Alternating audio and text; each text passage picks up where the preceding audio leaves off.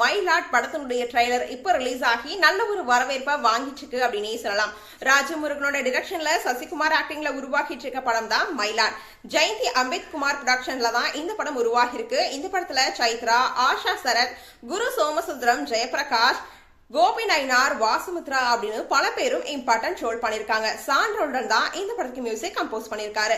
இவரோட மியூசிக் முன்னாடியே ரிலீஸ் ஆன எசகாத்தா அண்ட் ராசாத்தி ராசா அப்படின்ற பாட்டு நல்ல ஒரு வரவேற்பை வாங்கிட்டு இருக்கு அப்படின்னே சொல்லலாம்.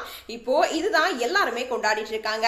இந்த படத்தினுடைய ட்ரைலர் ரிலீஸ் ஆனதுல இருந்தே எல்லாருமே பார்த்துட்டு இருக்காங்க அப்படின்னே சொல்லலாம். இதுல என்ன சொல்லியிருக்காங்க அப்படின்னா, கிட்னி திருடுறத மையமா வச்சுதான் அது பின்னாடி நடக்கிற ஒரு அரசியலை வெளிச்சத்துக்கு கொண்டு வரது மாதிரி தான் இந்த காட்சியும் அமைக்கப்பட்டிருக்கு. இந்த பிரச்சனையில சிக்கி நீதி கேட்டு நீதிமன்றம் வர போற சசிகுமார், அவங்களோட மனைவி சைத்ரா இறுதியில வெற்றி பெறாங்களா இல்லையா அப்படின்றத மையமா வச்சுதான் இந்த ஒரு படம் உருவாக்கப்பட்டிருக்கு அப்படின்ற மாதிரியே தெரியுது. ட்ரைலர்ல வழக்கம் போல ராஜமுருகன் படத்துல இடம்பெற அரசியல் நையாண்டி வசனங்கள் இதுலயும் இடம்பெற்றிருக்கு.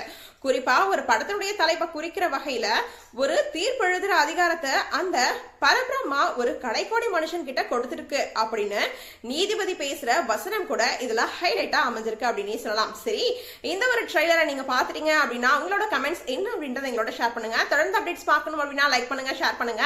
மறக்காம பிலிம் பல்ஸ் சேனலை சப்ஸ்கிரைப் பண்ணுங்க.